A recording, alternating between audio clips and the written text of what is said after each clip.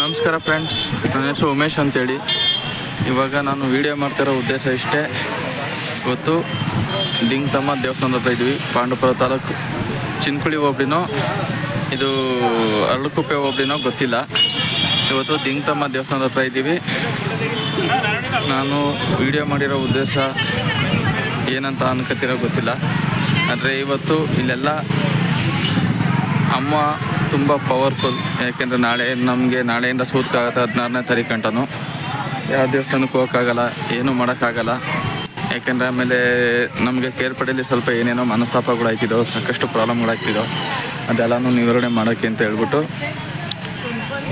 ಮನಸ್ಸಿಗೆ ಸ್ವಲ್ಪ ಬೇಜಾರಾಗುತ್ತೆ ಅಂದ್ಬಿಟ್ಟು ಇವಾಗ ದೇವಸ್ಥಾನಕ್ಕೆ ಬಂದಿದ್ದೀವಿ. ದೇವಸ್ಥಾನಕ್ಕೆ ಬಂದು ಅಮ್ಮನ್ನ ನೋಡಿ ಒಂದಪ್ಪ.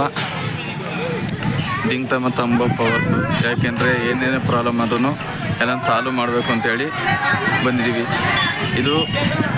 ಈ ವಿಡಿಯೋನ ಫಸ್ಟ್ ಟೈಮ್ ನೋಡ್ತಿರೋಂಥ ವ್ಯಕ್ತಿಗಳು ಸಬ್ಸ್ಕ್ರೈಬ್ ಮಾಡಿ, ಲೈಕ್ ಮಾಡಿ, ಶೇರ್ ಮಾಡಿ, ಕಮೆಂಟ್ ಮುಖಾಂತರ ಅಭಿಪ್ರಾಯಗಳನ್ನ ತಿಳಿಸ್ತಾ ಬನ್ನಿ. ಮುಂದೆ ನಾವು ಏನು ಮಾಡಬೇಕು, ಯಾವ ಥರ ಮಾಡಬೇಕು ಅನ್ನೋದನ್ನ ಹೇಳ್ತಾ ಹೋಗ್ತೀವಿ.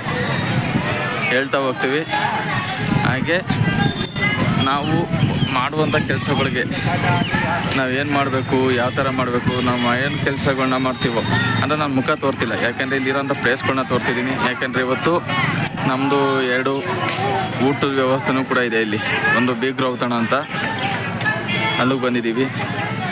ಹಾಗೆ ನಾವು ಮಾಡುವಂಥ ಕೆಲಸ ಕಾರ್ಯಗಳು ನಮ್ಮ ಟೀಮ್ಗಳಲ್ಲಿ ಯಾರೆಲ್ಲ ಬರ್ತಾರೆ ಅವರೆಲ್ಲ ಹೋಗಬೇಕು, ಇನ್ಕಮ್ನವ್ರನ್ನೂ ಮಾಡಬೇಕು. ಒಂದು ಒಳ್ಳೇದಾಗಲಿ ಕಣಪ್ಪ ಅಂತೇಳಿ ಅಮ್ಮನ್ನ ಕೇಳ್ಕೊಂಡು ಬಂದಿದ್ದೀವಿ. ಈ ದೇವಸ್ಥಾನನ ಡೆಮಾಲಿಸ್ ಮಾಡಿ ಮತ್ತೆ ಹೊಸ್ದಾಗೇನೋ ಮಾಡ್ತಾರಂತೆ. ಅದಕ್ಕೆ ಅಮ್ಮನ್ನ ಫ್ರಂಟಲ್ಲಿ ತೋರ್ತಾಯಿದ್ದೀನಿ. ಯಾಕೆಂದರೆ ಅಲ್ಲಿ ವೀಡಿಯೋನ ಮಾಡೋಂಗಿಲ್ಲ. ಯಾಕೆಂದರೆ ಹೊರಭಾಗದಿಂದನೇ ವೀಡಿಯೋ ಮಾಡ್ತೀನಿ. ಯಾರೆಲ್ಲ ಅಮ್ಮನ ದರ್ಶನ ಪಡ್ಕೋಬೇಕು ಅಂತಿದ್ದೀರೋ ಅಮ್ಮನ ದರ್ಶನನ ಪಡ್ಕೊಳ್ಳಿ. ಹಾಗೆ ನಿಮ್ಮ ಕೆಲಸ ಕಾರ್ಯಗಳೆಲ್ಲ ಆಗಲಿ ಅಂತ ಅಮ್ಮನ ಹತ್ರ ನಾನು ಕೇಳ್ಕೊತೀನಿ. ನಮ್ಮ ಕೆಲಸ ಕಾರ್ಯಗಳು ಆಗಲಿ ಅಂತ ಕೇಳ್ಕೊತೀನಿ. ನಮ್ಮ ಟೀಮಲ್ಲಿ ಬಂದಂಥವ್ರು ತಿಂಗಳಿಗೆ 5, 10, 15, 20, 1 ಲಕ್ಷ, 1.5 ಲಕ್ಷ, 2 ಲಕ್ಷ ಇನ್ಕಮ್ನವ್ರನ್ನೂ ಮಾಡಲಿ ಅಂತ ಕೇಳ್ಕೊತೀನಿ.